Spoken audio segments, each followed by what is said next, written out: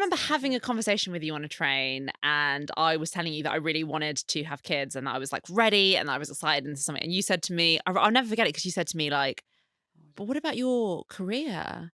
And what about like, don't you want to travel? Like, isn't there stuff that you want to do before you have kids? And I was like, I genuinely believe I'm going to still be able to do all the things that I want to do, Yeah. having a kid or not. And it was weird because our mindsets were completely different. Because you were saying to me like, isn't there stuff that you want to achieve before you Yeah. have a baby? And I was like, I definitely think I can still do everything I've Yeah. done with baby, without baby. Yeah. And that really stuck with me because I was like, I think people have this idea that they have to like pause something. Yeah. They have to give up something to like have a kid. And oh yeah, I have changed my life, but I don't think it's going to stop me from doing all the things I want to do. Yeah, I think for me, babies have always been synonymous with mums putting their plans and their careers and their life on hold.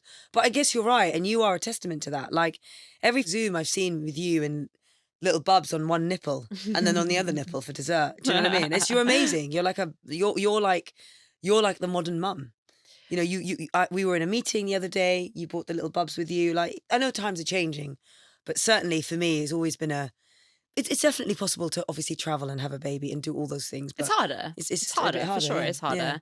yeah. It's so ingrained in us, and not in our culture, but I think just across the board. Like you're a woman, you're a mum, and you said earlier, like people are identifying you as mum instead of Rubina.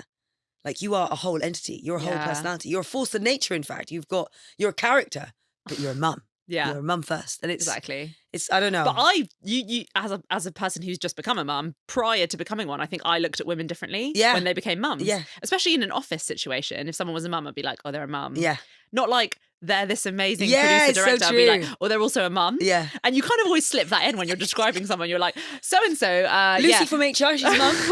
Yeah, she said but the you're Zoom like, starts it now. amazing scientist who discovered the cure for COVID. She's a mum, you know? Yeah. It's like a kind of offhand addition. It's a double-edged sword though, because I think to be a mum is like a huge accolade and an incredible and one of if not the most important job in the world. But the downside to that is that then is your entire identity. Mhm. I mean, she could be a dominatrix. Yeah. She could love having her nips clamped, Hmm. but she's a mum. Exactly. Lucy's a mum from HR.